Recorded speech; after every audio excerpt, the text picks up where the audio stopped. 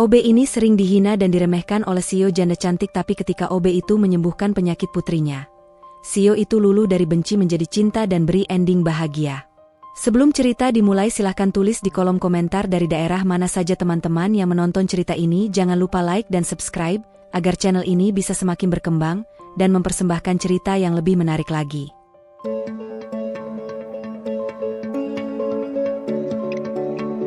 Galih selalu tiba ketika gedung itu belum sepenuhnya terjaga. Lampu-lampu di lantai dasar masih temaram, lift berjalan tanpa suara riuh, dan udara pagi terasa dingin menempel di kulit. Jam di pergelangan tangannya baru menunjukkan pukul 5:20. Di luar, kota masih setengah terlelap. Tetapi bagi Galih, hari sudah dimulai sejak ia melangkahkan kaki melewati pintu kaca gedung itu. Seragamnya sederhana. Kemeja biru muda yang warnanya sudah sedikit pudar, celana hitam yang disetrika rapi, dan sepatu kerja yang solnya mulai menipis.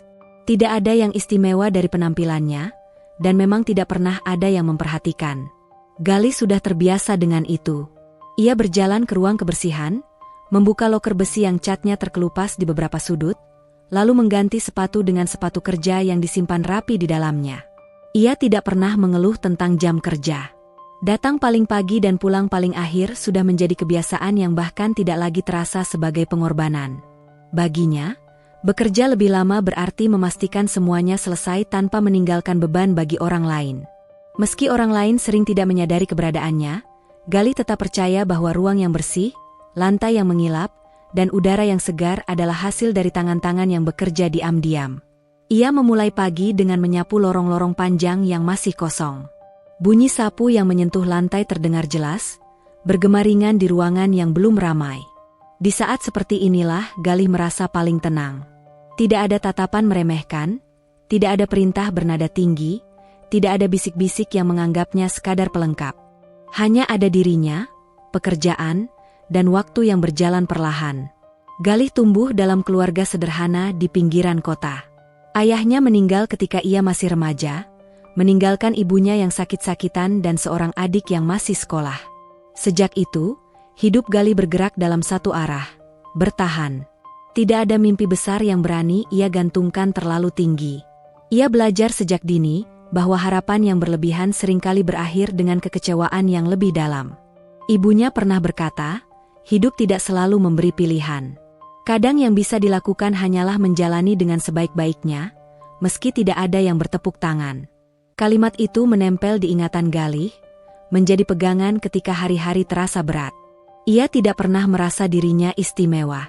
Ia hanya berusaha menjadi cukup bertanggung jawab, cukup jujur, cukup kuat untuk tidak menyusahkan orang lain. Ketika jam mulai menunjukkan pukul 7, gedung perlahan hidup. Pegawai mulai berdatangan dengan langkah cepat dan wajah tergesa. Galih menyingkir sedikit, memberi jalan, menunduk sopan ketika berpapasan. Beberapa orang mengangguk singkat, sebagian lagi melewatinya tanpa menoleh. Tidak sedikit pula yang berbicara seolah Galih tidak ada di sana. "Mas, tolong lantainya agak dibersihin lagi, ya? Kayaknya masih licin," kata seorang pegawai perempuan suatu pagi, tanpa benar-benar melihat wajah Galih. Galih mengangguk, menerima perintah itu dengan nada yang sama setiap hari. Tidak ada rasa tersinggung, tidak ada keinginan membela diri. Ia tahu, di mata banyak orang, keberadaannya hanya sebatas fungsi. Selama pekerjaan selesai, sisanya tidak penting. Di ruang pantry, ia sering mendengar percakapan pegawai lain. Tentang target kerja, tentang liburan, tentang rencana makan siang di restoran mahal.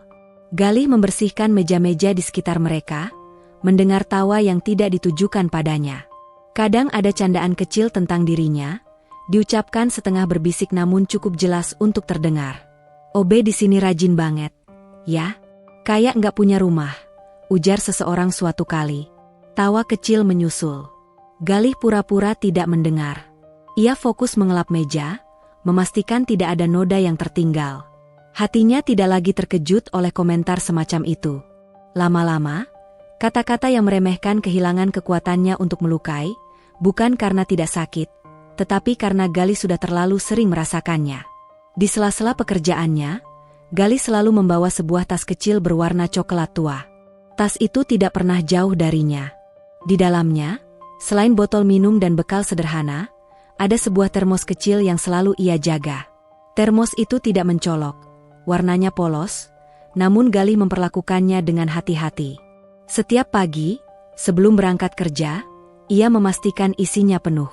Tidak ada yang tahu apa isi termos itu. Galih tidak pernah bercerita, dan tidak pernah pula menawarkan.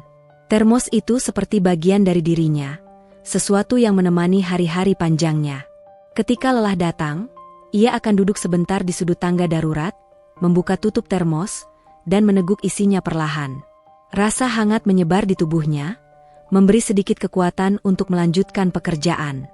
Galih belajar banyak tentang kesabaran dari hidupnya sendiri. Ia tahu bagaimana rasanya diabaikan, dianggap tidak penting, dan ditempatkan di posisi paling bawah. Namun, ia juga tahu bahwa kemarahan tidak akan mengubah apapun. Ia memilih diam bukan karena takut, tetapi karena tidak ingin menambah beban dalam hidupnya yang sudah cukup berat. Kadang, ketika hari terasa terlalu panjang, Galih bertanya pada dirinya sendiri, sampai kapan ia akan berada di tempat ini. Namun pertanyaan itu tidak pernah ia ucapkan dengan nada putus asa. Lebih seperti pengingat bahwa hidup berjalan sesuai kemampuannya, bukan sesuai keinginannya. Ia tidak berani bermimpi menjadi sesuatu yang besar.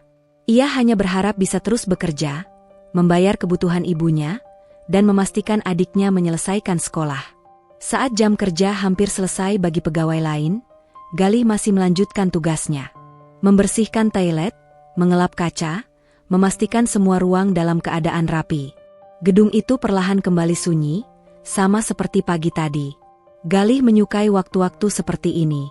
Tidak ada suara tinggi, tidak ada tatapan meremehkan. Hanya ada dirinya dan pekerjaannya. Ketika akhirnya ia melepas seragam dan bersiap pulang, jam sudah menunjukkan hampir malam. Tubuhnya lelah, tetapi pikirannya tenang. Ia menutup loker, mengangkat tas kecilnya, dan melangkah keluar gedung. Lampu-lampu kota sudah menyala, dan udara malam membawa aroma yang berbeda. Dalam perjalanan pulang, Galih duduk di angkutan umum dengan pandangan kosong. Ia tidak memikirkan masa depan yang jauh. Ia hanya memikirkan hari esok. Datang pagi, bekerja seperti biasa, pulang malam, lalu mengulanginya lagi. Tidak ada kejutan, tidak ada perubahan besar. Hidupnya berjalan lurus, tanpa banyak belokan. Namun, di balik kesederhanaan itu, Galih menyimpan sesuatu yang tidak ia sadari sepenuhnya. Bukan mimpi besar, bukan ambisi tersembunyi, melainkan keyakinan kecil bahwa selama ia tetap menjadi dirinya sendiri, ia tidak akan kehilangan apapun. Ia mungkin tidak dihargai, tetapi ia juga tidak pernah berniat menyakiti. Di kamar kecil tempat ia tinggal, Galih meletakkan tasnya di sudut, membuka termos, dan menuangkan sisa isinya ke dalam cangkir. Ia meminumnya perlahan, seperti sebuah ritual penutup hari. Di kepalanya, terlintas wajah ibunya, pesan-pesan sederhana tentang hidup, dan keyakinan bahwa bertahan pun adalah bentuk keberanian. Galih berbaring di tempat tidur tipisnya, menatap langit-langit yang kusam. Tidak ada doa panjang yang ia panjatkan. Hanya harapan singkat agar esok hari cukup kuat untuk ia jalani. Ia tidak meminta hidup yang mudah, hanya hidup yang tidak memaksanya menjadi orang lain. Di dunia yang seringkali tidak ramah, Galih belajar berjalan tanpa banyak suara. Ia tahu, keberadaannya mungkin tidak pernah benar-benar diperhitungkan. Namun, selama ia masih bisa berdiri dan bekerja dengan jujur, ia merasa cukup. Dan bagi Galih, rasa cukup itu adalah satu-satunya hal yang membuatnya terus melangkah, meski tanpa banyak harapan. Citra selalu tiba di kantor dengan langkah pasti, seolah tidak pernah ada ruang untuk ragu. Setiap gerakannya terukur, setiap keputusan diambil tanpa jeda yang terlihat. Pagi itu pun sama. Mobil hitamnya berhenti tepat di depan pintu utama gedung, sopir membukakan pintu, dan Citra melangkah turun dengan wajah yang tidak menunjukkan apapun selain ketenangan dingin. Ia terbiasa menjadi pusat perhatian, meski tidak pernah menginginkannya dengan cara yang lembut. Nama Citra dikenal sebagai CEO muda yang berhasil membawa perusahaan melewati masa sulit. Banyak yang mengagumi kecerdasannya, tidak sedikit pula yang takut pada ketegasannya. Di balik senyum tipis yang jarang muncul, Citra menyimpan reputasi sebagai pemimpin yang tidak memberi ruang bagi kesalahan. Rambutnya selalu tertata rapi, pakaiannya sederhana namun mahal, dan tatapannya tajam. Tidak ada yang berani berbicara terlalu lama tanpa tujuan jelas di hadapannya. Ia tidak suka pemborosan waktu, tidak suka basa-basi, dan tidak percaya pada empati yang berlebihan. Bagi Citra, dunia bisnis adalah arena yang keras. Siapapun yang terlalu lembut akan mudah tersingkir. Tidak banyak yang tahu bagaimana ia sampai di posisi itu. Yang terlihat hanya hasil akhir. Seorang janda muda yang berdiri di puncak perusahaan, memimpin dengan tangan besi. Masa lalunya jarang dibicarakan, dan Citra sendiri memastikan tidak ada celah bagi orang lain untuk bertanya terlalu jauh. Pernikahannya yang gagal adalah satu-satunya bagian hidup yang ia simpan rapat-rapat, bukan karena ia malu, tetapi karena luka itu belum sepenuhnya mengering. Setiap kali seseorang menyebut kata keluarga dalam rapat atau obrolan santai, Citra akan sedikit menegakkan punggungnya. Ia tidak pernah menunjukkan reaksi berlebihan, tetapi ada ketegangan kecil yang selalu muncul di rahangnya. Pernikahan itu telah berakhir, meninggalkan seorang anak perempuan yang kini menjadi satu-satunya hal yang tidak bisa ia kendalikan sepenuhnya. Putrinya adalah pusat dari semua kegelisahan yang tidak pernah Citra akui. Di hadapan dunia, ia adalah CEO yang dingin dan tegas. Di hadapan anaknya, ia seringkali merasa gagal. Waktu yang seharusnya ia berikan habis oleh rapat, laporan, dan tanggung jawab yang tidak pernah selesai. Setiap kali ia menatap wajah putrinya, ada rasa bersalah yang tidak bisa ditekan, seolah semua pencapaiannya tidak cukup untuk menutup kekosongan itu. Citra mencintai anaknya, tetapi ia tidak tahu bagaimana cara menunjukkannya tanpa merasa rapuh. Ia tumbuh dengan keyakinan bahwa menunjukkan perasaan berarti membuka kelemahan. Dan kelemahan, dalam hidup yang ia jalani, selalu berujung pada kehilangan. Ia memilih cara yang paling ia pahami, memastikan semua kebutuhan anaknya terpenuhi, meski kehadirannya sering terlambat. Di kantor, tekanan tidak pernah benar-benar berhenti. Setiap hari ada target baru, masalah baru, dan keputusan yang harus diambil dengan cepat.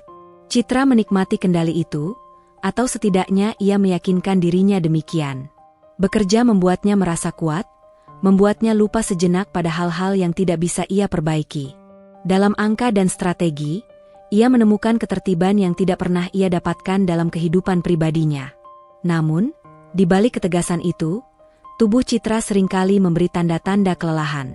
Malam-malam panjang tanpa tidur, pagi yang dimulai dengan kopi pahit, dan hari-hari yang diisi rapat tanpa jeda. Ia mengabaikan semua itu. Baginya, berhenti berarti memberi kesempatan pada keraguan untuk masuk. Dan keraguan adalah musuh yang paling ia takuti. Sebagai perempuan di posisi tertinggi, Citra merasa harus bekerja 2 kali lebih keras. Ia tidak ingin belas kasihan, tidak ingin dianggap berhasil karena simpati. Ia ingin dihormati karena kemampuannya. Itulah sebabnya ia membangun tembok tebal di sekeliling dirinya. Tidak ada ruang untuk perasaan, tidak ada tempat untuk kesalahan. Semua harus berjalan sesuai rencana. Kadang, ketika sendirian di ruang kerjanya yang luas, Citra menatap jendela besar yang menghadap kota. Lampu-lampu gedung lain terlihat seperti titik-titik kecil di kejauhan. Di saat-saat seperti itu, pikirannya melayang pada masa lalu yang tidak pernah ia selesaikan sepenuhnya. Pernikahan yang dimulai dengan harapan besar, lalu runtuh oleh hal-hal yang tidak ingin ia ingat secara detail. Ia memilih untuk tidak menggali kenangan itu lebih dalam. Baginya, mengingat berarti membuka kembali luka yang sudah ia tutup dengan rapi. Hubungannya dengan putrinya semakin membuatnya gelisah. Anak itu sering sakit, tubuhnya lemah, dan Citra merasa tidak berdaya setiap kali melihatnya terbaring dengan wajah pucat. Ia terbiasa mengendalikan segalanya, tetapi di hadapan penyakit anaknya, semua strategi dan kekuatan terasa sia-sia. Rasa takut itu tidak pernah ia tunjukkan pada siapapun. Ia menyimpannya sendiri, di balik wajah yang selalu tampak tenang. Citra sering bertanya dalam diam, apakah menjadi kuat berarti harus selalu sendirian? Namun pertanyaan itu segera ia singkirkan. Ia tidak membiarkan dirinya larut dalam perasaan yang tidak produktif. Baginya, hidup adalah tentang bergerak maju, meski harus meninggalkan sebagian diri di belakang. Di kantor, bawahannya melihat Citra sebagai sosok yang tidak mudah didekati. Instruksinya singkat, nada bicaranya datar, dan ekspresinya sulit ditebak. Ia tidak marah tanpa alasan, Tetapi ketika ia berbicara, semua orang mendengarkan. Ada jarak yang sengaja ia ciptakan, bukan untuk menunjukkan keangkuhan, melainkan untuk melindungi dirinya sendiri. Citra percaya bahwa jika ia terlalu dekat dengan orang lain, ia akan kehilangan fokus. Dan kehilangan fokus adalah awal dari kegagalan.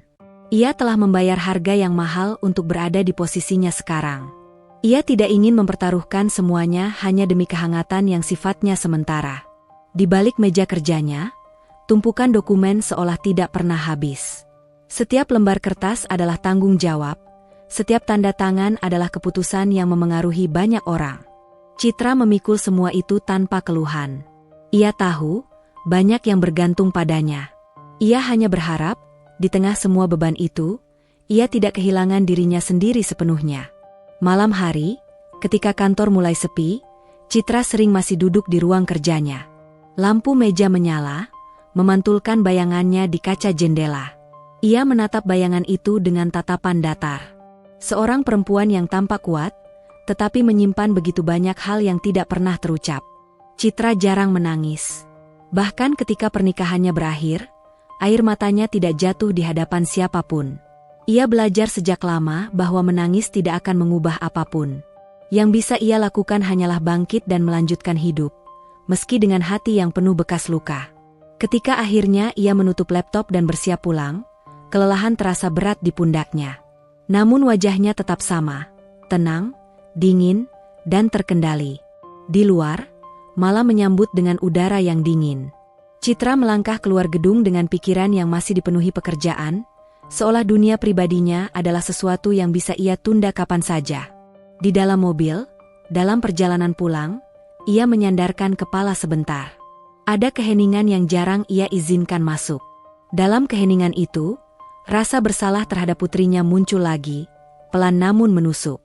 Ia menghela napas panjang, mencoba menenangkan diri. Besok adalah hari lain, dan ia harus kembali menjadi Citra yang dikenal semua orang. Bagi Citra, kelembutan adalah risiko. Dan selama ia masih bisa berdiri sendiri, ia memilih untuk tetap keras. Meski itu berarti memendam luka sendirian. Dunia mungkin melihatnya sebagai perempuan kuat yang tidak tergoyahkan, tetapi di balik semua itu, Citra hanyalah seseorang yang terus bertahan dengan cara yang ia tahu, meski tidak selalu benar. Galih sudah terbiasa melihat orang-orang penting berlalu lalang di gedung itu, tetapi Citra selalu berbeda. Bukan karena pakaiannya lebih mahal atau pengawalnya lebih banyak, melainkan karena cara ia berjalan. Setiap langkah Citra seolah membawa jarak, seperti ada garis tak kasat mata yang memisahkannya dari siapapun di sekitarnya. Galih pertama kali menyadari keberadaan Citra bukan dari perkenalan resmi atau perintah langsung, melainkan dari perubahan suasana. Setiap kali perempuan itu melintas, udara di lorong terasa sedikit lebih kaku.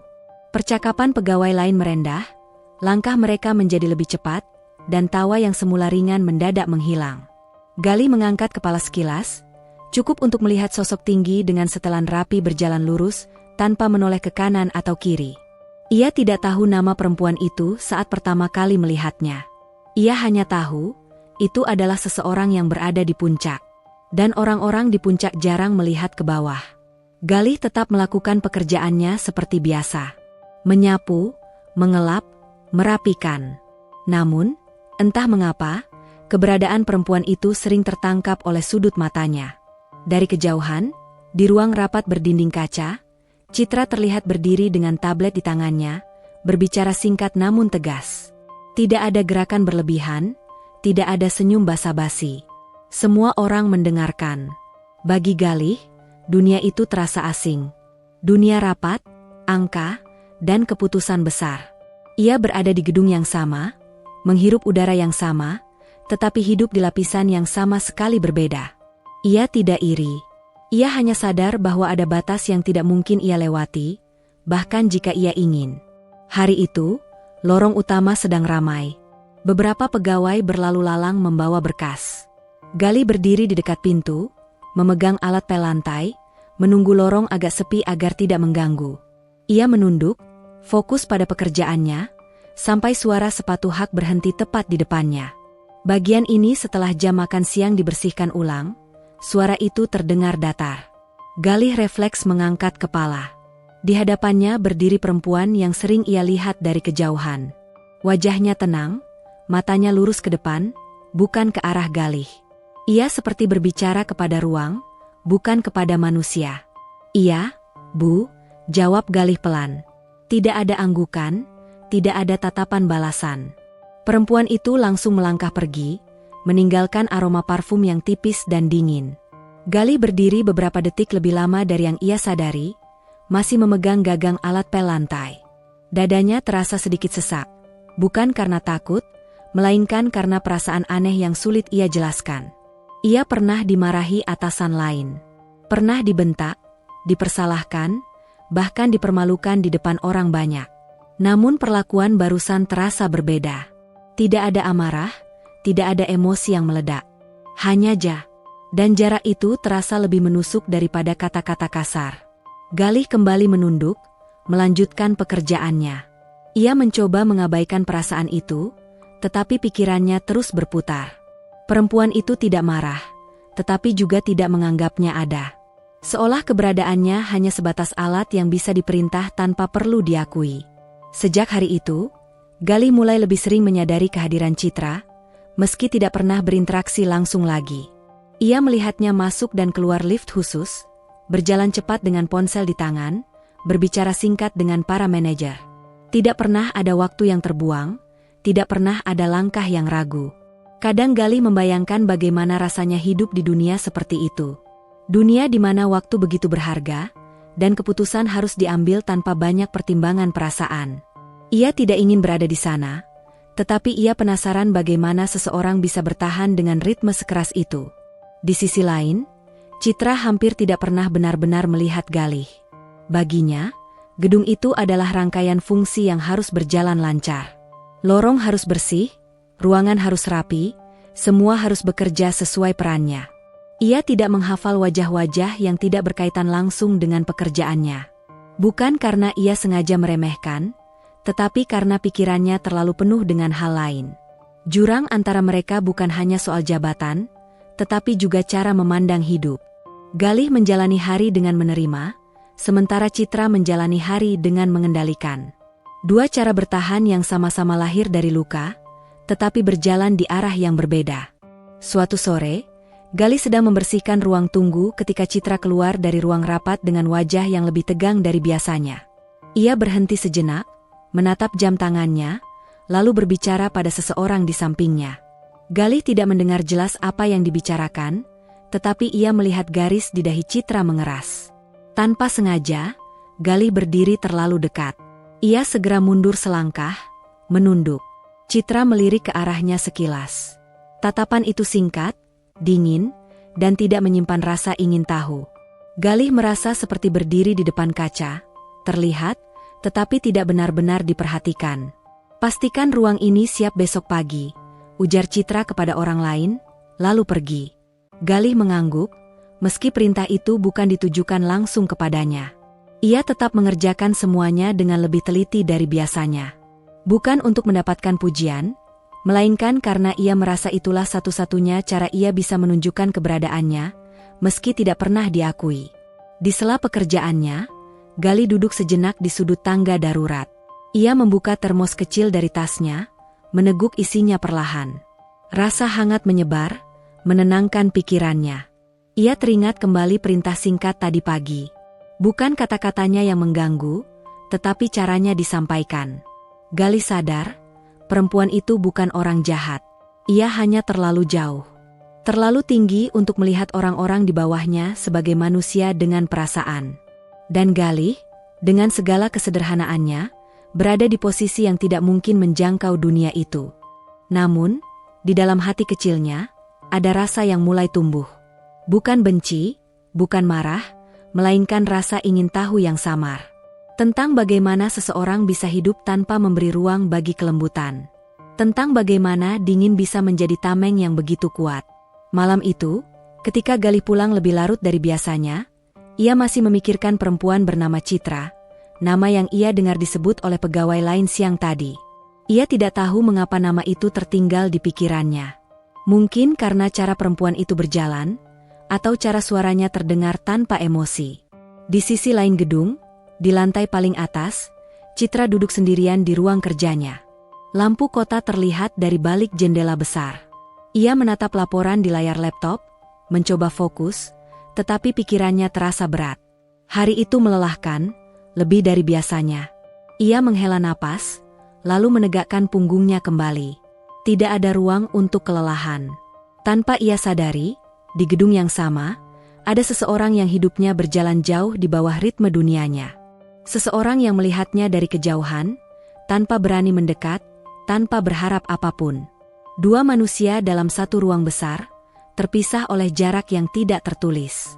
Dan disitulah cerita mereka mulai bergerak, perlahan, tanpa suara.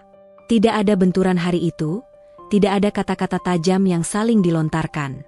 Hanya perintah singkat, tatapan singkat, dan jarak panjang yang membuat keduanya berdiri di dunia yang sama, tetapi tidak pernah sejajar.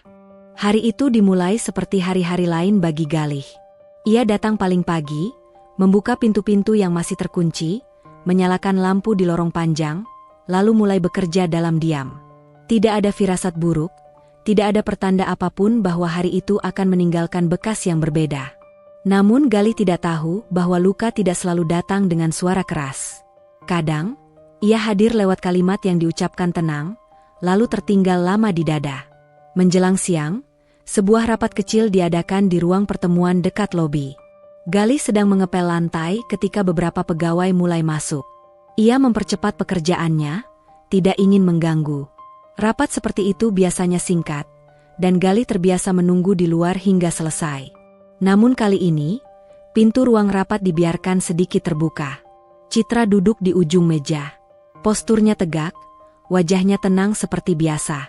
Ia memegang tablet, mendengarkan laporan singkat dari salah satu manajer. Suasana rapat tidak terlalu formal, tetapi tetap penuh kehati-hatian. Semua orang berbicara seperlunya, seolah setiap kata harus dipilih dengan tepat. Galih berniat menjauh, tetapi suara Citra terdengar jelas dari balik pintu yang terbuka. Beberapa hari ini, saya perhatikan kebersihan area lobi kurang konsisten, ucapnya datar. Ada lantai yang masih terlihat kusam, dan aromanya tidak selalu segar. Galih berhenti mengepel. Tangannya sedikit mengencang di gagang alat pel. Ia tidak yakin apakah itu tentang dirinya, tetapi tidak ada OB lain yang bertugas di area itu selain dia. Seorang pegawai menoleh sekilas ke arah pintu, lalu kembali menatap Citra. "Sudah kami sampaikan ke bagian kebersihan, Bu." Citra mengangguk pelan. "Tolong ditekankan lagi. Standar perusahaan tidak boleh turun hanya karena pekerjaan itu dianggap sepele." Kata sepele itu meluncur tanpa tekanan, tanpa nada merendahkan yang jelas. Namun bagi Galih, kata itu terasa berat. Sepele. Ia menelan ludah, menunduk lebih dalam, berharap dirinya tidak benar-benar terlihat. Kecepatan kerja juga perlu diperhatikan, lanjut Citra. Kalau satu area belum selesai, itu bisa mengganggu aktivitas tim lain. Beberapa orang di dalam ruangan tersenyum kecil. Ada yang tertawa pelan, bukan karena lucu, melainkan karena ingin menunjukkan bahwa mereka sepakat. Tawa itu singkat, namun cukup untuk terdengar sampai ke telinga Galih. Ia berdiri kaku di luar ruangan, merasa seperti sedang berdiri di bawah lampu sorot, meski tidak ada satupun yang memanggil namanya. Tidak ada yang menyebut Galih, tidak ada yang menunjuk langsung. Namun ia tahu, semua kata itu mengarah padanya. Galih memilih tidak bergerak. Ia menunggu rapat selesai, menunggu pintu ditutup kembali, menunggu suara-suara itu menghilang. Ketika akhirnya rapat bubar dan para pegawai keluar, tidak satupun dari mereka menatap Galih. Beberapa melewatinya sambil masih tersenyum, seolah apa yang baru saja dibicarakan tidak ada hubungannya dengan manusia yang berdiri di depan mereka. Citra keluar paling akhir. Ia melangkah melewati Galih tanpa menoleh, seolah keberadaan Galih tidak memerlukan pengakuan apapun. Galih menunduk, memberi jalan, seperti yang selalu ia lakukan. Setelah lorong kembali sepi, Galih melanjutkan pekerjaannya. Gerakannya sedikit lebih lambat dari biasanya, bukan karena lelah, melainkan karena pikirannya dipenuhi oleh kalimat-kalimat yang baru saja ia dengar. Ia berusaha meyakinkan dirinya bahwa itu bukan hinaan. Itu hanya kritik. Ia sudah terbiasa menerima kritik. Namun ada perbedaan antara dikritik dan diperkecilkan. Galih merasakannya jelas, meski ia tidak tahu bagaimana menjelaskannya dengan kata-kata. Sepanjang sisa hari itu, Galih bekerja tanpa banyak berpikir. Ia membersihkan setiap sudut dengan lebih teliti, memastikan tidak ada noda yang tertinggal. Bukan karena takut, tetapi karena ada dorongan untuk membuktikan sesuatu, meski ia sendiri tidak tahu kepada siapa. Beberapa pegawai yang lewat meliriknya dengan ekspresi samar. Ada yang berbisik pelan, ada yang tersenyum tipis. Tidak ada kata-kata langsung, tetapi Galih bisa merasakannya. Seolah dirinya telah diberi label, meski tidak pernah diumumkan secara resmi. Saat jam kerja hampir selesai dan gedung mulai sepi, Galih membersihkan area terakhir dengan tubuh yang terasa lebih berat dari biasanya. Ia tidak marah. Ia hanya merasa kecil. Dan perasaan kecil itu lebih sulit ditangani daripada amarah. Malam itu, Galih pulang lebih lambat. Di kamar sempitnya, ia duduk di tepi tempat tidur, membuka tas kecilnya. Termos ia letakkan di meja, lalu ia mengeluarkan sebuah buku catatan tipis dengan sampul lusuh. Buku itu jarang ia buka, hanya pada malam-malam tertentu ketika pikirannya terlalu penuh. Galih membuka halaman kosong dan mulai menulis dengan pulpen yang tintanya hampir habis. Tulisan tangannya rapi, meski sedikit miring. Ia menulis tentang ibunya. Tentang bagaimana ibunya selalu berkata bahwa pekerjaan apapun tidak menentukan nilai seseorang. Tentang ramuan herbal yang ibunya ajarkan sejak kecil, bukan hanya sebagai obat, tetapi sebagai simbol kepedulian. Ibunya selalu percaya bahwa membantu orang lain, meski tidak diminta, adalah cara terbaik untuk tetap menjadi manusia. Galih berhenti sejenak, menatap tulisan itu. Dadanya terasa sesak, tetapi ia tidak menangis. Ia sudah terlalu lama belajar menahan perasaan. Ia menulis lagi, lebih pelan. Tentang hari ini, tentang kata sepele yang terdengar biasa bagi orang lain, tetapi terasa menekan baginya. Ia tidak menuliskan nama siapapun. Ia hanya menulis perasaannya, lalu berhenti. Setelah selesai, Galih menutup buku itu dan menyimpannya kembali ke dalam tas. Ia membuka termos, menuang sisa ramuan ke dalam cangkir kecil, lalu meminumnya perlahan. Rasa hangat menyebar di tubuhnya, memberi sedikit ketenangan. Galih berbaring, menatap langit-langit kamar. Ia tidak membenci Citra. Ia bahkan tidak sepenuhnya menyalahkannya. Ia tahu, di dunia seperti itu, orang-orang jarang melihat ke bawah. Namun malam itu, untuk pertama kalinya, Galih merasakan bahwa diam tidak selalu berarti kuat. Konflik itu belum meledak, belum berubah menjadi sesuatu yang besar. Namun di dalam diri Galih, ada sesuatu yang mulai bergerak. Bukan keinginan untuk melawan, melainkan kesadaran bahwa dirinya telah ditempatkan di posisi yang mudah dilukai. Dan di gedung yang sama, di lantai paling atas, Citra menutup hari dengan keyakinan bahwa ia hanya menjalankan tugasnya. Ia tidak tahu bahwa kata-kata yang ia anggap biasa telah meninggalkan jejak di hati seseorang yang tidak pernah ia pandang. Di sanalah konflik sosial itu mulai tumbuh. Perlahan, tanpa suara. Tidak ada teriakan, tidak ada perlawanan.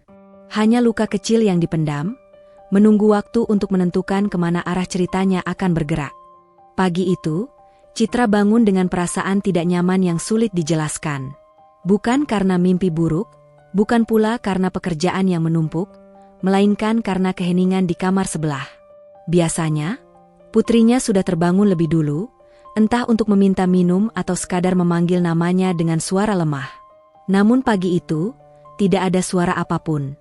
Citra melangkah pelan menuju kamar anaknya. Tirai jendela masih tertutup, cahaya hanya masuk samar. Putrinya terbaring di tempat tidur dengan wajah pucat, napasnya terlihat pendek dan tidak teratur. Citra mendekat, meletakkan punggung tangannya di dahi anak itu. Dingin. Terlalu dingin. Panggilan pertama tidak dijawab. Panggilan kedua disertai sentuhan lembut di bahu kecil itu. Tubuh anaknya terasa lemas, dan saat matanya terbuka perlahan, tatapannya kosong. Dalam hitungan detik, kepanikan menyergap Citra dengan keras, merobohkan semua ketenangan yang biasa ia jaga. Perjalanan ke rumah sakit terasa terlalu cepat dan terlalu lambat dalam waktu bersamaan. Sirene ambulans memekakan telinga, dan Citra duduk kaku di samping ranjang dorong, menggenggam tangan kecil putrinya dengan erat. Ia mencoba mengatur napas, mencoba berpikir jernih, Tetapi semua pelajaran tentang kendali runtuh di hadapan ketakutan yang tidak bisa ia atur. Ini bukan yang pertama. Putrinya sudah beberapa kali mengalami kondisi serupa. Pingsan tanpa sebab jelas, kelelahan berlebihan, tubuh yang seolah tidak pernah benar-benar pulih. Setiap kali, dokter memberi penjelasan yang terdengar sama. Kemungkinan kelelahan, kemungkinan gangguan sementara, kemungkinan faktor psikis. Terlalu banyak kemungkinan, terlalu sedikit kepastian. Di ruang tunggu rumah sakit, Citra duduk dengan punggung tegak, menatap kosong ke arah papan informasi. Tangannya menggenggam ponsel, tetapi ia tidak menghubungi siapapun. Tidak ada yang bisa ia hubungi tanpa harus menjelaskan hal-hal yang belum sanggup ia ucapkan. Ia tidak ingin simpati. Ia hanya ingin jawaban. Ketika dokter akhirnya keluar dari ruang pemeriksaan, Citra berdiri dengan cepat. Penjelasan itu kembali terdengar hati-hati, penuh istilah medis yang seolah berputar-putar di tempat. Kondisi anaknya stabil, tetapi masih perlu observasi. Belum ada diagnosis pasti. Pemeriksaan lanjutan disarankan. Citra mengangguk, mencatat semua yang perlu ia lakukan, tetapi hatinya terasa kosong. Ia sudah terlalu sering mendengar kalimat-kalimat itu. Stabil bukan berarti aman. Observasi bukan berarti solusi. Sejak hari itu, Citra menjadi lebih dingin. Di kantor, emosinya mudah tersulut. Ia tidak sabar dengan kesalahan kecil, tidak toleran pada keterlambatan, dan semakin sedikit berbicara di luar urusan pekerjaan. Beberapa pegawai mulai merasa tegang setiap kali ia lewat. Tidak ada yang tahu apa yang sebenarnya terjadi, tetapi semua merasakan perubahan itu. Bagi Citra, pekerjaan adalah satu-satunya tempat di mana ia masih bisa merasa memiliki kendali. Ketika tubuh anaknya tidak bisa ia lindungi sepenuhnya, setidaknya ia bisa memastikan tidak ada kekacauan di dunia lain yang ia pimpin. Namun tekanan itu justru membuatnya semakin keras, semakin tertutup. Suatu siang, putrinya kembali dibawa ke kantor karena tidak ada yang bisa menjaganya di rumah. Citra menempatkan anak itu di ruang tunggu kecil dekat klinik perusahaan dengan pengawasan perawat. Anak itu duduk diam, memeluk tas kecilnya, wajahnya pucat, matanya tampak lelah meski ia berusaha tersenyum. Galih tidak tahu siapa anak itu pada awalnya. Ia hanya melihat seorang anak perempuan duduk sendirian di ruang tunggu ketika ia sedang membersihkan lantai di sekitarnya. Biasanya ruang itu sepi, hanya dilalui sesekali oleh pegawai yang ingin memeriksa kesehatan. Hari itu berbeda. Galih memperlambat langkahnya, bukan karena ingin mencampuri urusan, tetapi karena ada sesuatu yang membuatnya berhenti. Anak itu terlihat terlalu tenang untuk seusianya. Tidak ada gerakan gelisah, tidak ada suara. Ia hanya duduk, menatap lurus ke depan, seolah terlalu lelah untuk merasa bosan. Galih menunduk, melanjutkan pekerjaannya, tetapi sesekali matanya melirik ke arah anak itu. Ia melihat cara napas anak itu naik turun dengan tidak teratur, cara tangannya sedikit gemetar saat memegang botol minum. Ada sesuatu yang tidak beres, dan Galih mengenal tanda-tanda itu, meski ia tidak pernah mengucapkannya pada siapapun. Ia teringat ibunya. Wajah pucat yang sama, tubuh yang mudah lelah, dan tatapan yang mencoba terlihat baik-baik saja. Kenangan itu datang tanpa diminta, membuat dadanya menghangat sekaligus perih. Galih tidak mendekat. Ia tahu batas. Ia hanya memastikan lantai di sekitar anak itu bersih dan kering, lalu berdiri sedikit lebih lama di dekat pintu, seolah berjaga tanpa alasan jelas. Tidak ada yang memintanya melakukan itu, tetapi ia merasa perlu. Beberapa menit kemudian, Citra muncul. Wajahnya tegang, langkahnya cepat. Ia menghampiri anaknya dan berjongkok di hadapannya, bertanya dengan suara yang terdengar tegas namun bergetar tipis di ujungnya. Anak itu mengangguk pelan, mencoba meyakinkan ibunya bahwa ia baik-baik saja. Galih menunduk lebih dalam, berpura-pura fokus pada pekerjaannya. Dari posisinya, ia bisa melihat ekspresi Citra yang berbeda dari biasanya. Tidak ada ketegasan dingin, tidak ada jarak yang biasa ia lihat. Yang ada hanyalah kecemasan yang berusaha disembunyikan. Untuk sesaat, Galih melihat Citra bukan sebagai CEO yang ditakuti, melainkan sebagai seorang ibu yang kehabisan cara. Perasaan itu membuatnya terdiam lebih lama dari yang ia sadari. Citra berdiri kembali, menatap sekeliling dengan tatapan waspada. Matanya sempat melintas ke arah Galih, lalu berlalu begitu saja. Tidak ada perintah, tidak ada komentar. Galih tetap menunduk, tidak berharap apapun. Namun sejak hari itu, gambaran anak pucat di ruang tunggu itu tertinggal di benak Galih. Ia tidak tahu mengapa. Mungkin karena ia melihat kelemahan di tempat yang selama ini terlihat begitu kuat. Atau mungkin karena ia melihat dirinya sendiri di masa lalu, ketika sakit bukan hanya soal tubuh, tetapi juga tentang merasa sendirian. Di hari-hari berikutnya, kondisi Putri Citra naik turun. Kadang terlihat lebih baik, kadang kembali lemah. Dokter masih belum memberikan kepastian. Setiap ketidakpastian itu membuat Citra semakin mudah tersulut. Ia menjadi lebih tajam dalam rapat, lebih dingin dalam berbicara, seolah emosi adalah musuh yang harus ditekan habis-habisan. Galih menyaksikan semua itu dari kejauhan. Ia tidak terlibat, tidak ikut campur. Ia hanya bekerja seperti biasa, tetapi kini dengan kesadaran baru bahwa di balik dinding kaca dan jabatan tinggi, ada kegelisahan yang tidak jauh berbeda dengan miliknya. Suatu sore, ketika Galih kembali melihat Putri Citra duduk di ruang tunggu, anak itu menoleh ke arahnya. Tatapan mereka bertemu sesaat. Anak itu tersenyum kecil, lemah, namun tulus. Galih refleks membalas dengan anggukan pelan, senyum tipis yang hampir tidak terlihat. Tidak ada kata yang terucap. Tidak ada interaksi lebih jauh. Namun momen singkat itu cukup untuk meninggalkan jejak.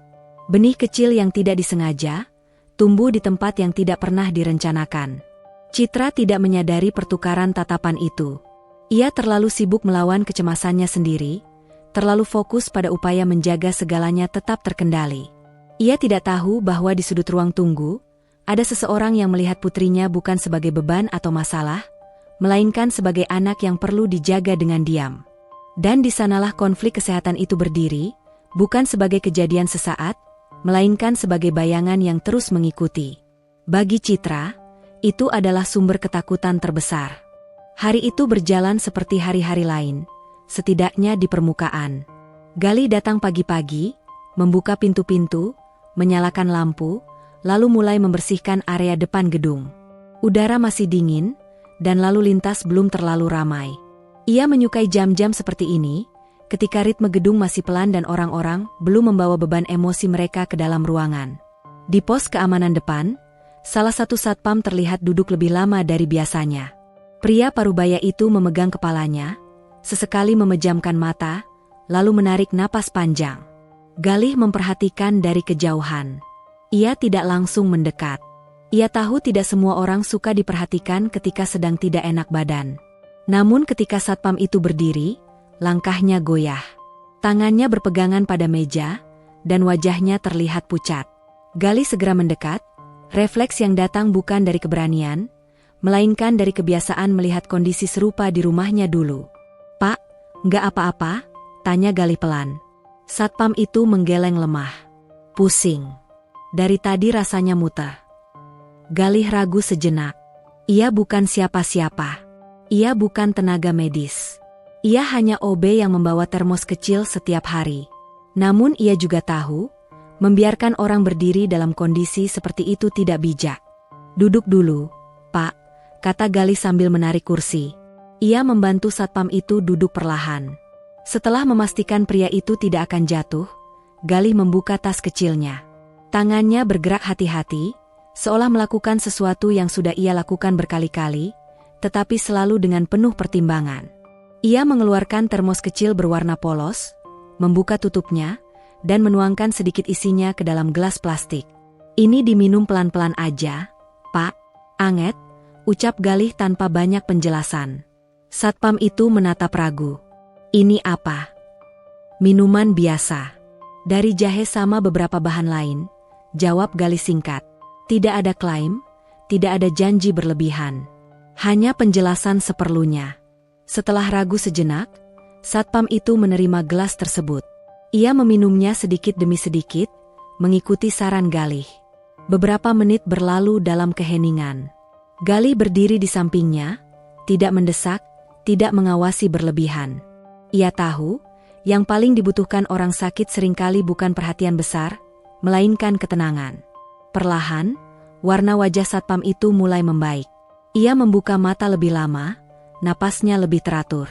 "Kepalanya nggak muter banget sekarang," katanya lirih, seolah takut jika mengatakannya terlalu keras akan membuat rasa pusing itu kembali. Galih mengangguk. Kalau masih nggak enak, sebaiknya ke klinik. Ini cuma bantu sebentar. Satpam itu mengangguk. Makasih, Li. Galih tersenyum tipis, lalu kembali ke pekerjaannya. Ia tidak menunggu ucapan terima kasih lebih lanjut, tidak merasa perlu menjelaskan apapun. Baginya, membantu seperti itu bukan hal luar biasa. Ia hanya melakukan apa yang dulu sering ia lihat ibunya lakukan.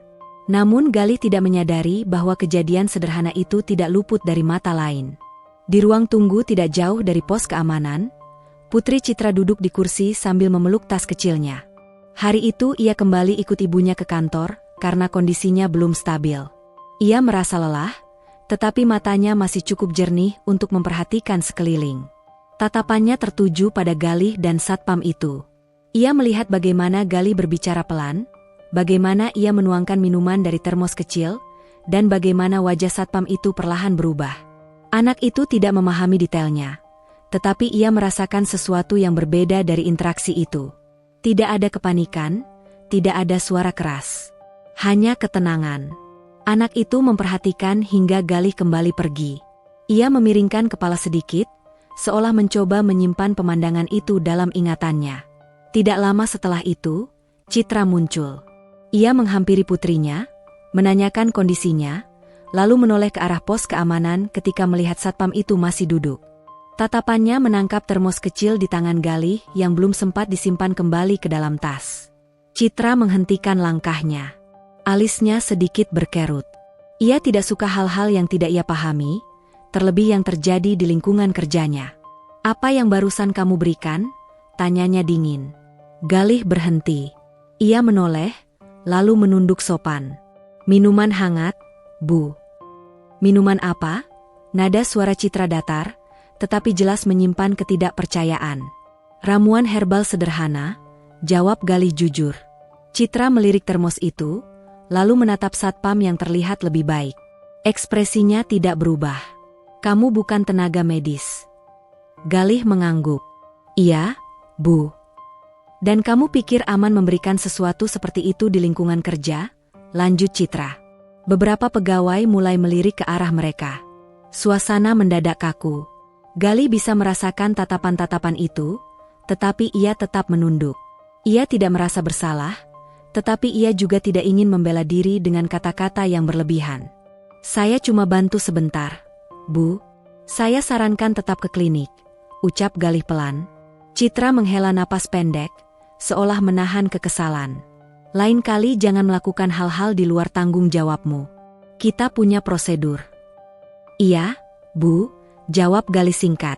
Tidak ada perlawanan. Tidak ada penjelasan panjang tentang ibunya, tentang pengalaman, tentang niat baik. Galih memilih diam. Ia tahu, apapun yang ia katakan tidak akan terdengar sebagai kebenaran, melainkan sebagai pembelaan yang tidak diperlukan. Citra berbalik, menarik tangan putrinya agar berdiri. Anak itu sempat menoleh ke arah Galih, lalu kembali menatap ibunya. Citra tidak melihat tatapan itu. Ia sudah melangkah pergi dengan ekspresi dingin yang sama. Di kepalanya, Citra hanya memikirkan satu hal. Ia tidak menyukai ketidakpastian. Ramuan, herbal, dan hal-hal semacam itu baginya berada di wilayah abu-abu yang sulit dikendalikan. Ia lebih percaya pada prosedur, pada sistem, pada sesuatu yang bisa diukur. Namun jauh di dalam pikirannya, ada satu detail yang tidak bisa ia abaikan sepenuhnya. Satpam itu memang terlihat lebih baik. Galih kembali bekerja seperti biasa.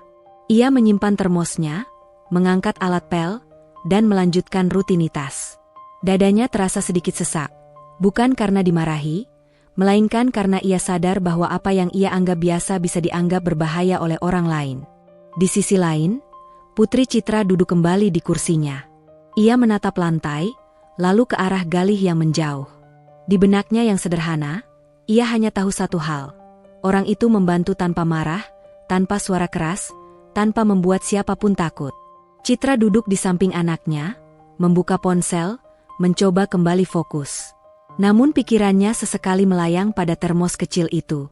Ia tidak percaya pada hal-hal yang tidak ia pahami, tetapi ia juga tidak bisa sepenuhnya mengabaikan apa yang ia lihat. Hari itu berakhir tanpa kejadian besar. Tidak ada teguran resmi, tidak ada laporan. Namun benih kecurigaan dan skeptisisme telah tertanam. Bagi Citra, Galih adalah OB yang melampaui batas.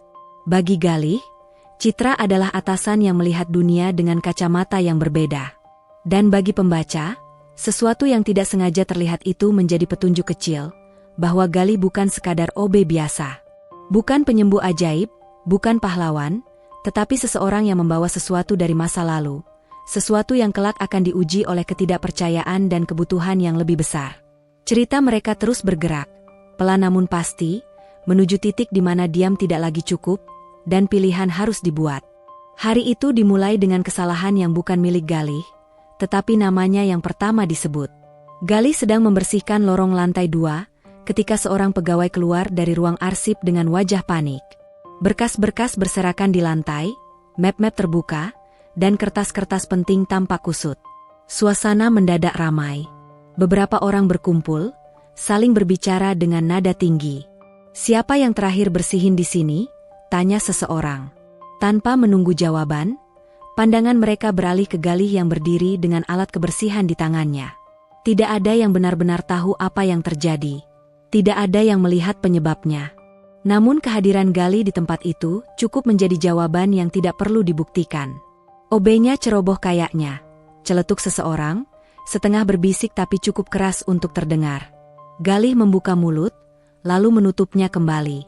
Ia mencoba mengingat pekerjaannya pagi itu. Lorong itu ia bersihkan seperti biasa. Tidak ada berkas yang ia sentuh. Tidak ada meja yang ia geser. Namun penjelasan semacam itu terasa percuma sebelum diucapkan. Masalah itu dengan cepat sampai ke telinga Citra. Ia memanggil Galih ke ruang administrasi tanpa banyak kata. Galih berjalan dengan langkah pelan, dadanya terasa berat, tetapi wajahnya tetap tertunduk tenang. Ia sudah terlalu sering berada di posisi seperti ini, meski kali ini terasa berbeda. Di ruangan itu, Citra berdiri dengan ekspresi dingin. Beberapa staf ada di sana, berdiri dengan sikap formal. Di meja, berkas-berkas yang berserakan tadi sudah ditata ulang, tetapi bekas kekacauan masih terasa. "Kenapa area ini bisa seperti ini?" tanya Citra tanpa basa-basi. "Saya," Galih mencoba berbicara. "Kamu bertugas di sini pagi ini, kan?" potong Citra. "Iya, Bu. Tapi saya enggak. Kita sudah punya standar kerja," lanjut Citra, suaranya datar namun tegas. "Kalau pekerjaan sederhana saja tidak bisa dilakukan dengan benar, itu jadi masalah." Galih terdiam. Kata sederhana kembali terucap, dan kali ini terasa lebih berat. Ia ingin menjelaskan bahwa ia tidak menyentuh apapun selain lantai. Ia ingin mengatakan bahwa mungkin ada orang lain yang ceroboh. Namun tatapan Citra tidak memberi ruang untuk itu. Tidak ada pertanyaan lanjutan. Tidak ada keinginan untuk mendengar. "Saya harap ini tidak terulang," kata Citra. "Untuk sementara, kamu tidak perlu bertugas di area lantai 2. Itu bukan pemecatan. Bukan hukuman besar. Namun bagi Galih, keputusan itu terasa seperti cap. Ia dihukum tanpa kesempatan membela diri. Ia mengangguk pelan, menelan semua kata yang belum sempat keluar. "Iya, Bu," ucapnya lirih. Galih keluar dari ruangan itu dengan langkah yang lebih berat dari saat masuk. Di luar, beberapa pegawai memandangnya dengan ekspresi campur aduk. Ada yang kasihan, ada yang acuh, ada pula yang seolah membenarkan keputusan itu. Tidak ada yang bertanya apa yang sebenarnya terjadi. Sepanjang sisa hari itu, Galih bekerja dengan pikiran kosong. Ia membersihkan area yang tersisa, tetapi gerakannya tidak lagi seirama seperti biasanya. Setiap sapuan terasa lebih berat. Setiap langkah seolah menguji kesabarannya. Untuk pertama kalinya, Galih merasa lelah bukan hanya secara fisik, tetapi juga batin. Ia tidak marah pada Citra secara pribadi. Ia hanya merasa tidak terlihat. Seolah semua usaha, semua ketelitian, semua kesabaran yang ia jaga selama ini bisa runtuh oleh satu tuduhan yang tidak pernah ia perbuat. Menjelang sore, Galih duduk di sudut tangga darurat. Tas kecilnya ada di samping. Ia tidak langsung membuka termos. Ia hanya duduk, menatap lantai, membiarkan pikirannya berjalan ke tempat-tempat yang jarang ia datangi. Ia teringat ibunya. Terbaring di rumah dengan tubuh lemah, tetapi suara tetap lembut. Ia teringat bagaimana ibunya sering disalahkan atas hal-hal kecil, namun tetap memilih diam. Bukan karena tidak mampu melawan, tetapi karena tidak ingin menambah luka. Menolong itu tidak harus diminta, ibunya pernah berkata. Kalau kamu tahu bisa membantu, lakukan saja. Soal dihargai atau tidak, itu urusan orang lain. Kalimat itu terasa begitu dekat, namun juga begitu berat hari ini. Gali bertanya pada dirinya sendiri, apakah kesabarannya selama ini hanya membuatnya semakin mudah diinjak? Apakah diam selalu berarti kuat, atau justru berarti mengalah terlalu jauh?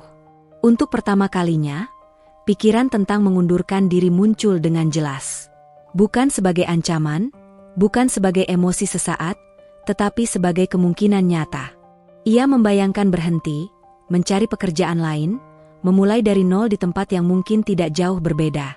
Namun setidaknya, ia tidak perlu menghadapi tatapan-tatapan yang membuatnya merasa bersalah tanpa alasan. Malam itu, Galih pulang dengan langkah lambat. Di kamar sempitnya, ia duduk lama sebelum membuka tas. Ia mengeluarkan buku catatan kecil yang jarang ia buka. Halamannya mulai terisi oleh tulisan-tulisan singkat dari malam-malam sebelumnya. Ia menulis tentang hari ini, tentang tuduhan yang tidak ia pahami, tentang rasa lelah yang tidak ingin ia akui. Tulisannya lebih berat dari biasanya, seolah setiap kata membutuhkan usaha ekstra untuk keluar. Ia berhenti menulis, menatap halaman itu lama. Lalu ia menulis satu kalimat lagi, lebih pendek. Aku hampir menyerah hari ini. Setelah itu, ia menutup buku dan menyimpannya kembali. Ia membuka termos, menuang ramuan hangat, dan meminumnya perlahan. Rasa hangat itu tidak menghapus luka, tetapi cukup untuk membuatnya bernapas lebih tenang. Di luar, malam berjalan seperti biasa. Tidak ada yang tahu apa yang terjadi di dalam diri Galih. Tidak ada yang tahu betapa dekatnya ia dengan keputusan besar. Dan mungkin memang tidak ada yang peduli. Di sisi lain, Citra menutup hari dengan laporan yang selesai tepat waktu. Ia tidak memikirkan kejadian tadi siang lebih lama dari yang diperlukan. Baginya, keputusan sudah diambil. Ia tidak melihatnya sebagai ketidakadilan, melainkan sebagai bagian dari menjaga standar. Namun jauh di bawah lantai kerjanya, ada seseorang yang berdiri di titik paling rapuh dalam hidupnya. Seseorang yang selama ini memilih diam, kini mulai mempertanyakan apakah diam masih bisa menyelamatkannya. Kesabaran Galih belum sepenuhnya habis. Namun retakan sudah muncul. Dan ketika kesabaran tidak lagi diam, sesuatu pasti akan berubah. Entah menjadi kekuatan, atau menjadi akhir dari segalanya. Hari itu dimulai dengan kabar yang membuat Citra kehilangan kendali yang selama ini ia banggakan. Ponselnya bergetar berkali-kali di meja kerja, dan ketika ia melihat nama rumah sakit muncul di layar, dadanya langsung terasa sesak. Ia berdiri terlalu cepat, kursinya terdorong ke belakang tanpa sengaja. Putrinya kembali pingsan. Bukan pingsan biasa yang bisa diatasi dengan istirahat singkat. Kali ini lebih lama, lebih lemah, dan disertai kelelahan yang membuat tubuh kecil itu nyaris tidak merespons. Dokter berbicara dengan nada hati-hati, menggunakan istilah medis yang sudah terlalu sering Citra dengar, namun tetap tidak memberi jawaban pasti. Pemeriksaan tambahan disarankan. Obat disesuaikan. Observasi dilanjutkan. Semua terdengar profesional, tetapi bagi Citra, itu hanya berarti satu hal, ketidakpastian. Di ruang rawat, Citra duduk di sisi ranjang, menggenggam tangan putrinya yang dingin. Wajah kecil itu pucat, napasnya teratur tapi lemah. Setiap kali melihatnya seperti itu, ada rasa bersalah yang kembali muncul, menghantam tanpa ampun. Ia telah memberikan segalanya, waktu, uang, fasilitas terbaik, namun tetap merasa gagal sebagai seorang ibu. Citra menunduk, menempelkan kening ke tangan anaknya. Untuk pertama kalinya setelah sekian lama, ia tidak peduli pada citra dirinya sebagai perempuan kuat. Di ruangan itu, ia hanya seorang ibu yang takut kehilangan. Ketika dokter keluar, meninggalkan Citra dengan pikirannya sendiri, ingatan yang tidak ia undang muncul perlahan. Sebuah adegan sederhana di kantor. Seorang OB membantu satpam yang pusing dengan ramuan dari termos kecil. Wajah satpam itu membaik setelah beberapa saat. Putrinya sempat melihatnya. Bahkan sempat bertanya, "Bu, kok Om itu bawa minuman aneh?" Citra mengingat betul bagaimana ia menanggapi hal itu dengan sinis. Ramuan tradisional. Tidak ilmiah. Tidak perlu diperhatikan. Ia menepisnya seperti menepis hal-hal lain yang tidak sesuai dengan dunianya. Namun kini, di tengah keputusasaan yang tidak bisa ia sembunyikan, ingatan itu kembali, lebih kuat dari yang ia duga. Citra menutup mata. Ada perlawanan di dalam dirinya. Ego. Rasa tidak ingin bergantung pada seseorang yang selama ini ia anggap tidak penting. Terlebih lagi, seseorang yang pernah ia hukum tanpa mendengar penjelasan. Namun ketakutan akan kondisi putrinya jauh lebih besar. Sore itu, Citra kembali ke kantor dengan wajah yang lebih tegang dari biasanya. Ia tidak langsung ke ruangannya. Ia bertanya pada bagian umum tentang Galih. Beberapa orang terlihat terkejut. Nama itu jarang keluar dari mulut Citra. "Dia masih kerja hari ini?" tanya Citra singkat. "Iya, Bu." "Di area belakang?" jawab seseorang hati-hati. Citra melangkah ke arah yang jarang ia datangi. Lorong itu lebih sunyi, jauh dari ruang rapat dan kantor eksekutif. Di sanalah ia melihat Galih, sedang mengangkat kantong sampah dengan gerakan yang tenang, seperti biasa. Galih terkejut melihat Citra berdiri di hadapannya. Ia refleks menunduk. "Ada yang bisa saya bantu, Bu?" tanyanya pelan. Citra berdiri kaku selama beberapa detik. Kata-kata yang sudah ia siapkan di kepala terasa sulit keluar. Ia terbiasa memberi perintah, bukan meminta. Terlebih lagi, meminta bantuan yang tidak tercatat dalam sistem. "Kamu?" Citra berhenti sejenak, menarik napas. "Kamu yang kemarin bantu satpam itu, kan?" Galih mengangguk. "Iya, Bu." Dia pusing. "Kamu bawa ramuan itu kemana-mana?" Nada Citra masih terdengar tinggi, defensif, seolah ia sedang menginterogasi, bukan meminta. "Iya, Bu," jawab Galih sederhana. Tidak ada kebanggaan di suaranya. Citra menatap termos kecil di tas Galih. Ia kembali ragu. Bagian rasional dalam dirinya berteriak bahwa ini tidak masuk akal. Namun bagian lain, yang lebih jujur, lebih rapuh, memaksanya untuk melanjutkan. "Anak saya sakit," ucap Citra akhirnya. Kalimat itu keluar lebih pelan dari yang ia kira. Dokter sudah mencoba banyak hal, tapi kondisinya belum stabil. Galih mengangkat kepala sedikit. Matanya menunjukkan perhatian yang tulus, tanpa rasa ingin tahu berlebihan. "Saya cuma mau tahu," lanjut Citra cepat, seolah takut kehilangan momentum. "Ramuan itu, untuk apa sebenarnya?" Galih terdiam sejenak. Ia tidak langsung menjawab. Bukan karena ragu, tetapi karena ia terbiasa memilih kata dengan hati-hati. "Itu ramuan herbal, Bu," katanya akhirnya. "Resep dari ibu saya. Biasanya untuk bantu tubuh lebih kuat. Bukan obat utama." Citra menelan ludah. Ia tahu kalimat itu aman, tidak berlebihan, tidak menjanjikan apapun. Justru itu yang membuatnya semakin goyah. "Kamu bisa?" Suara Citra sedikit menurun, hampir tidak terdengar sebagai permintaan. "Kamu bisa lihat anak saya?"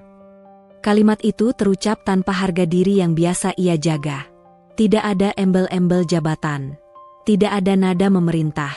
Hanya seorang ibu yang sedang kehabisan pilihan. Galih terkejut. Ia tidak menyangka permintaan itu datang.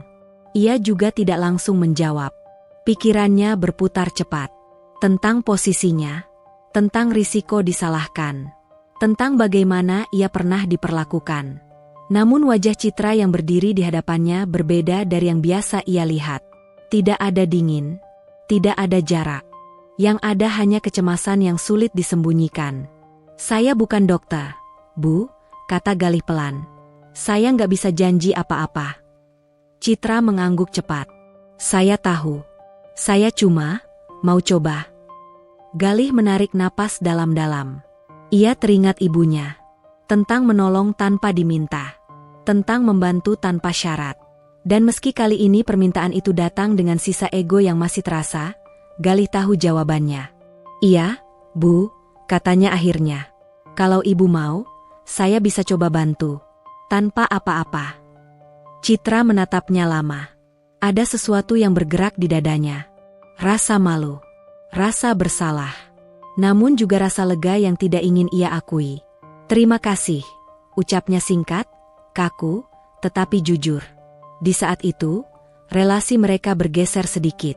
Belum menjadi setara, belum menjadi dekat, namun tidak lagi sepenuhnya timpang seperti sebelumnya.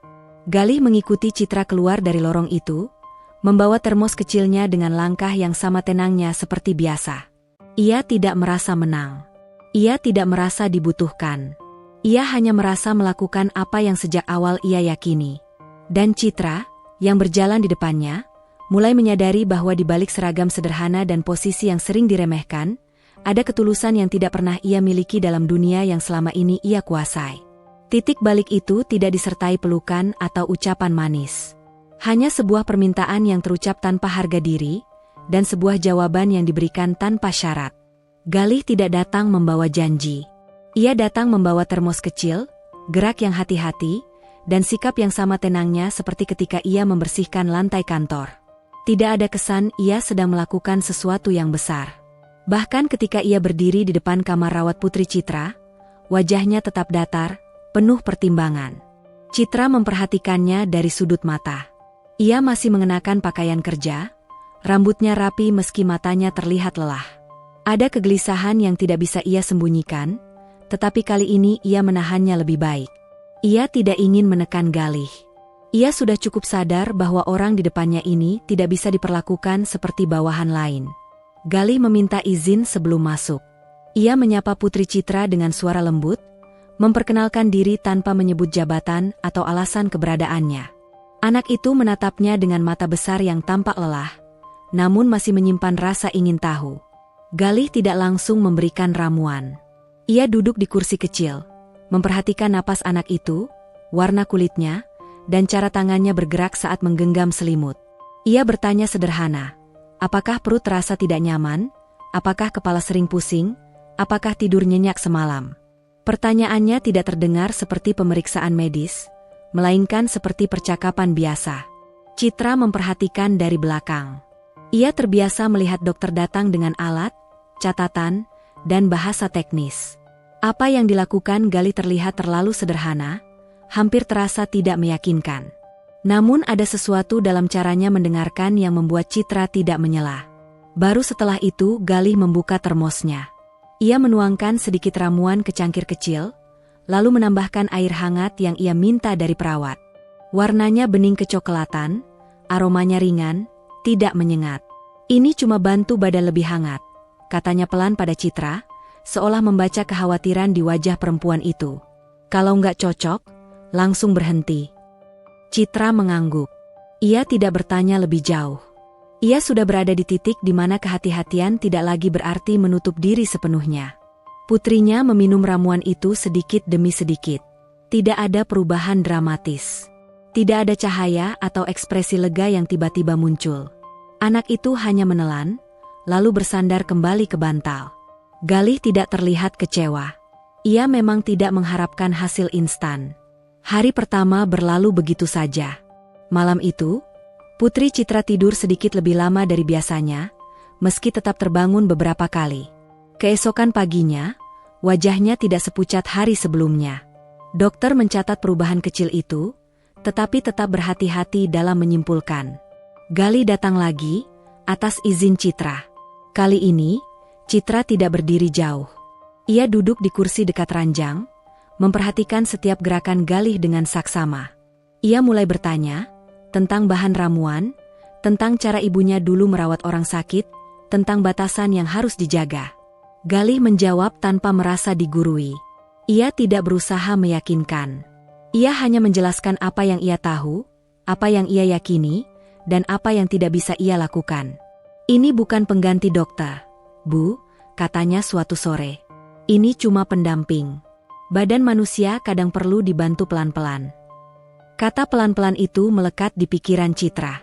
Ia terbiasa dengan hasil cepat, target jelas, dan progres yang terukur. Namun di sini, ia belajar menunggu. Belajar menerima bahwa kesembuhan bukan grafik naik yang rapi. Perubahan mulai terlihat dalam hal-hal kecil. Putrinya bisa duduk lebih lama tanpa terlihat lelah. Nafsu makannya membaik meski belum stabil.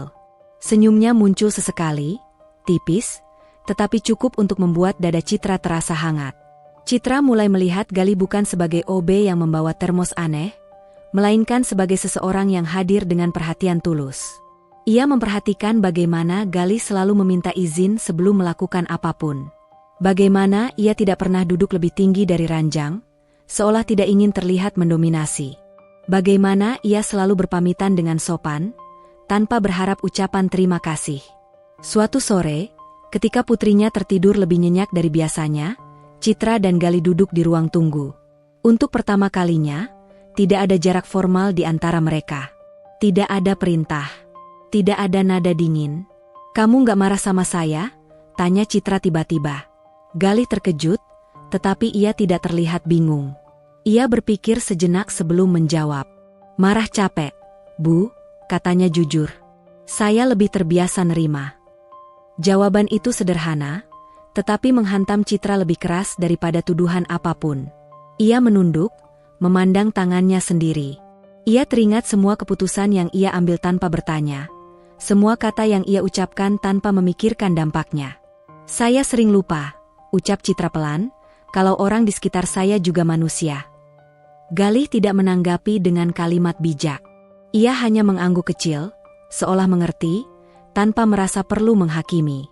Sejak hari itu, sikap Citra berubah perlahan. Tidak drastis, tidak langsung hangat, namun nada bicaranya melembut. Tatapannya lebih sering bertahan. Ia mulai memanggil Gali dengan namanya, bukan sekadar "kamu". Penyembuhan itu berjalan lambat. Ada hari-hari di mana kondisi putrinya menurun kembali, membuat Citra hampir putus asa. Ada malam-malam panjang di mana Citra duduk sendirian, menatap jendela rumah sakit, bertanya pada dirinya sendiri apakah ia sudah melakukan cukup. Gali tetap datang, tetap membantu sebisanya, dan tetap mengingatkan batas. Ia tidak mengambil alih. Ia tidak menjanjikan apapun. Ia hanya hadir. Dan di tengah proses yang tidak instan itu, sesuatu yang lain juga mulai sembuh. Bukan tubuh, melainkan cara Citra memandang dunia. Ia mulai memahami bahwa kekuatan tidak selalu berarti keras, dan kelembutan tidak selalu berarti lemah.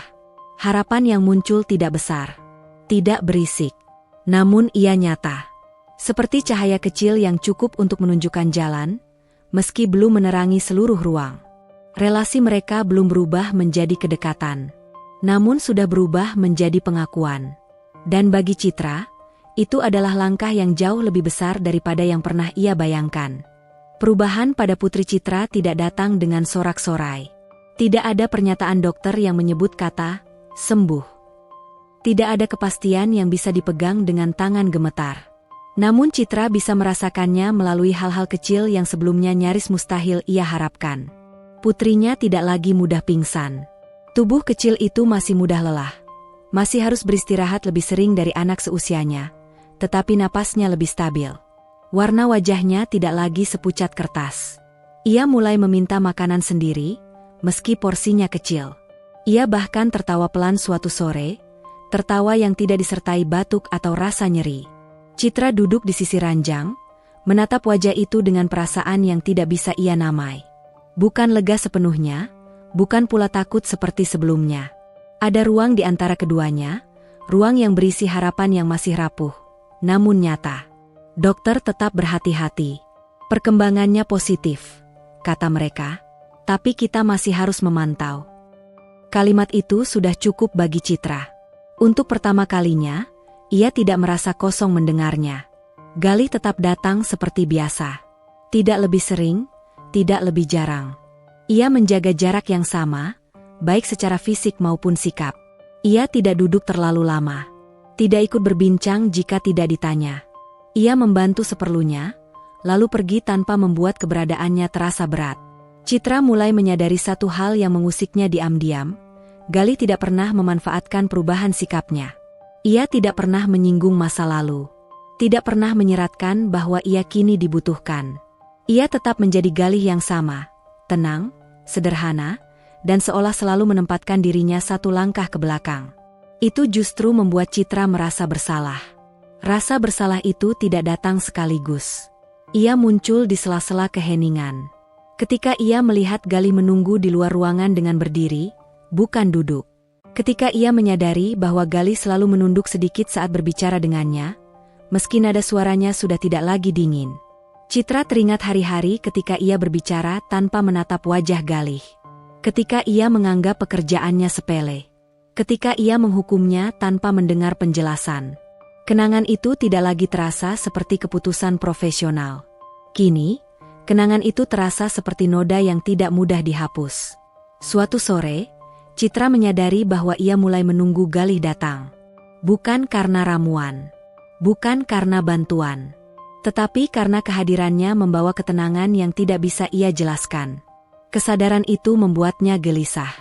Citra adalah perempuan yang terbiasa mengendalikan perasaan. Ia tidak suka wilayah abu-abu. Ia tidak nyaman dengan sesuatu yang tidak bisa ia definisikan.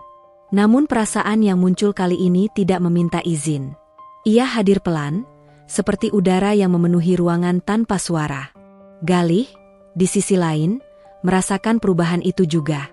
Ia bukan orang yang peka pada bahasa tubuh orang-orang berkuasa, tetapi ia tahu ketika suasana berubah.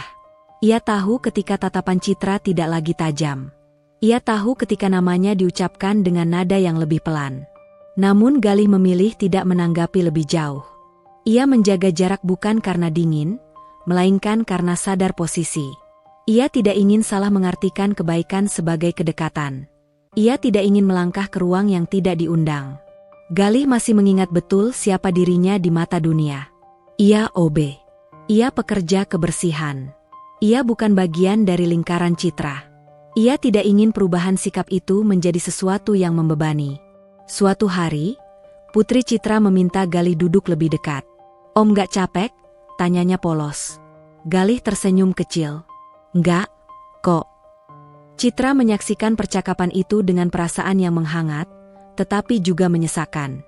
Ia melihat bagaimana putrinya menatap Galih tanpa rasa takut, tanpa jarak. Anak itu tidak melihat jabatan atau seragam. Ia hanya melihat seseorang yang hadir dengan tulus. Saat itulah Citra benar-benar merasa kecil. Malam itu, setelah Galih pulang, Citra duduk sendirian di ruang tamu rumah sakit. Lampu redup. Suara langkah perawat terdengar sesekali. Ia memejamkan mata, membiarkan pikirannya berjalan tanpa kendali. Ia bertanya pada dirinya sendiri, bukan tentang Galih, tetapi tentang dirinya. Tentang bagaimana ia membangun tembok begitu tinggi, hingga lupa rasanya disentuh oleh kebaikan yang tidak meminta imbalan. Citra tidak tahu apakah perasaan yang ia rasakan adalah rasa terima kasih, kekaguman, atau sesuatu yang lebih dalam. Ia hanya tahu bahwa ia tidak ingin kembali menjadi dirinya yang dulu. Keesokan harinya, ketika Galih datang, Citra menyapanya lebih dulu. Tidak dengan nada formal. Tidak dengan perintah. "Terima kasih sudah datang," katanya. Galih mengangguk. "Sama-sama, Bu." Jawaban itu tetap sederhana. Tidak ada perubahan. Tidak ada sinyal yang bisa ditangkap dengan mudah. Dan justru disitulah keheningan itu tumbuh.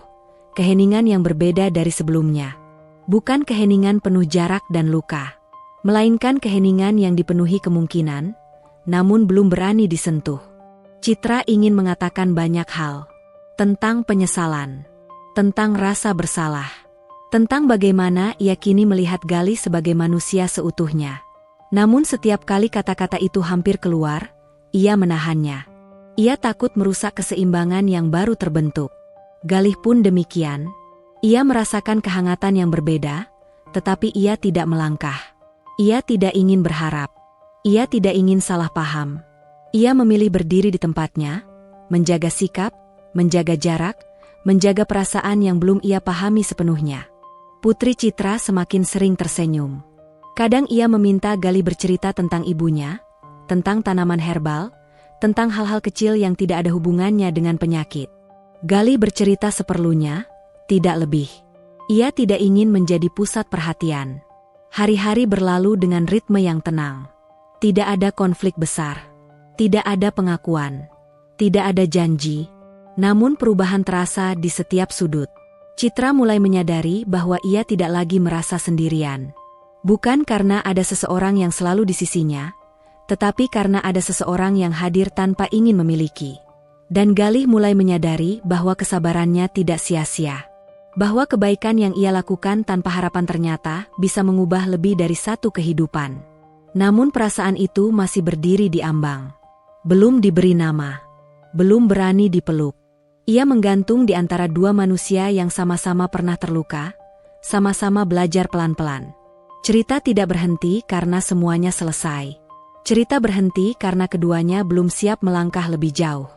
Dan justru di sanalah, di ruang sunyi yang hangat itu, harapan mulai berani bernapas, tanpa janji, tanpa akhir, menunggu untuk dipilih. Perubahan tidak selalu datang dalam bentuk peristiwa besar. Kadang ia hadir lewat kebiasaan kecil yang perlahan bergeser, hingga suatu hari disadari bahwa tidak ada lagi yang sama seperti sebelumnya. Putri Citra sudah jarang menghabiskan hari-harinya di tempat tidur. Ia masih harus beristirahat cukup, masih rutin diperiksa, tetapi langkahnya kini lebih ringan. Ia bisa berjalan dari kamar ke ruang tengah tanpa harus berhenti terlalu lama. Nafasnya tidak lagi pendek, dan wajahnya mulai kembali memancarkan warna yang sempat hilang. Citra memperhatikan semua itu dengan perasaan campur aduk. Ada syukur yang dalam, ada lega yang tertahan, tetapi juga ada ketakutan yang belum sepenuhnya pergi. Ia tahu, proses ini belum selesai. Namun untuk pertama kalinya, ia berani membiarkan dirinya merasa tenang. Meski hanya sebentar. Galih tetap hadir seperti biasa. Ia tidak pernah mengklaim keberhasilan apapun. Setiap kali Citra mengucapkan terima kasih, Galih hanya mengangguk dan berkata bahwa ia senang melihat anak itu lebih kuat. Tidak lebih. Tidak kurang. Namun kini, Citra mulai memperhatikan hal-hal yang dulu luput dari pandangannya. Cara Galih menyesuaikan langkah agar sejajar dengan putrinya. Cara ia mendengarkan dengan sungguh-sungguh, bahkan ketika yang dibicarakan hanya hal remeh. Cara ia tahu kapan harus bicara, dan kapan harus diam. Citra menyadari bahwa keheningan bersama Galih berbeda dengan keheningan yang biasa ia kenal. Tidak menekan, tidak canggung, justru memberi ruang untuk bernapas. Suatu sore, hujan turun perlahan. Putrinya tertidur di sofa, selimut menutupi tubuh kecilnya. Citra dan Galih duduk berhadapan di ruang tamu, dengan jarak yang tidak terlalu dekat, namun tidak lagi terasa jauh. Galih, panggil Citra pelan. Itu bukan pertama kalinya ia memanggil nama itu. Namun kali ini terasa berbeda. Tidak ada kebutuhan mendesak. Tidak ada alasan praktis. Iya, Bu, jawab Galih. Citra terdiam sejenak. Ia menatap hujan di balik jendela, lalu kembali menatap tangannya sendiri. Aku sering berpikir, katanya perlahan, kenapa aku baru melihatmu sekarang? Galih tidak langsung menjawab. Ia menunggu. Aku terbiasa menilai orang dari fungsi, lanjut Citra. Dari seberapa besar pengaruh mereka dalam hidupku. Dan aku lupa, manusia bukan sekadar peran. Kalimat itu keluar tanpa pembelaan, tanpa alasan. Hanya pengakuan. Galih menunduk sedikit. Saya juga bukan siapa-siapa, Bu. Jadi wajar kalau tidak terlihat. Jawaban itu membuat dada Citra terasa sesak. Bukan karena Galih merendahkan diri, melainkan karena ia menyadari betapa sering dunia membuat orang-orang seperti Galih merasa memang seharusnya tidak terlihat. Seharusnya tidak begitu, ucap Citra pelan. Galih tersenyum kecil, senyum yang tidak pahit, namun juga tidak sepenuhnya ringan. Saya sudah terbiasa.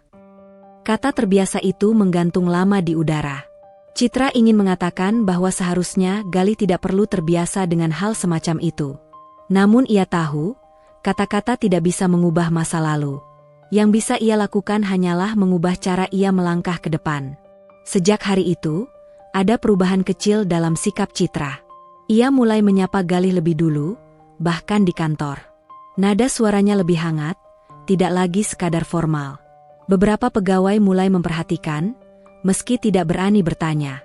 Galih merasakan perubahan itu, dan jujur saja, ia tidak sepenuhnya nyaman. Bukan karena tidak menghargai, tetapi karena ia khawatir akan disalahpahami. Ia tidak ingin orang mengira ia mendapatkan perlakuan khusus. Ia tidak ingin keberadaannya menjadi bahan pembicaraan. Namun Citra tidak lagi peduli pada pandangan orang lain seperti dulu. Ada hal yang lebih penting baginya sekarang, kejujuran terhadap dirinya sendiri. Suatu hari, ketika putrinya tertawa sambil menggambar, Citra memperhatikan Galih dari kejauhan. Ia menyadari bahwa kehadiran pria itu tidak lagi ia asosiasikan dengan rasa terima kasih semata. Ada rasa nyaman, ada kepercayaan, dan perlahan, ada rasa yang membuatnya ingin memastikan Galih baik-baik saja, bahkan di luar perannya membantu. Kesadaran itu membuatnya takut. Citra tahu, perasaan adalah wilayah yang selama ini ia hindari. Terlalu banyak luka di masa lalu yang membuatnya membangun jarak. Namun kini, jarak itu terasa semakin tipis, meski belum sepenuhnya runtuh. Galih pun tidak sepenuhnya buta terhadap perubahan itu. Ia merasakan perhatian yang lebih, tatapan yang lebih lama, dan keheningan yang lebih bermakna. Namun ia memilih untuk tidak memberi nama apapun pada perasaan itu. Ia masih berdiri di tempatnya, menjaga batas, menjaga diri. Malam itu, setelah pulang kerja, Galih duduk sendirian di kamar kecilnya. Ia membuka buku catatan yang sudah lama ia simpan. Ia membaca tulisan-tulisan lamanya, tentang bertahan hidup, tentang diam, tentang tidak berharap. Lalu ia menulis satu kalimat baru. Jika kebaikan mulai dilihat, apakah aku masih harus bersembunyi? Ia menutup buku itu, menarik napas panjang. Ia tidak tahu jawabannya. Namun untuk pertama kalinya, pertanyaan itu muncul tanpa rasa takut yang berlebihan. Di tempat lain, Citra berdiri di depan jendela rumahnya, menatap kota yang perlahan tenang. Ia memeluk dirinya sendiri, menyadari bahwa hidup memberinya kesempatan kedua, bukan hanya sebagai ibu, tetapi sebagai manusia yang belajar merasakan kembali. Keheningan di antara mereka kini bukan lagi dinding. Ia mulai berubah menjadi jembatan yang belum sepenuhnya dilewati. Dan di sanalah cerita terus berjalan, belum menuju akhir, tetapi semakin dekat pada keberanian untuk jujur pada perasaan yang perlahan tumbuh.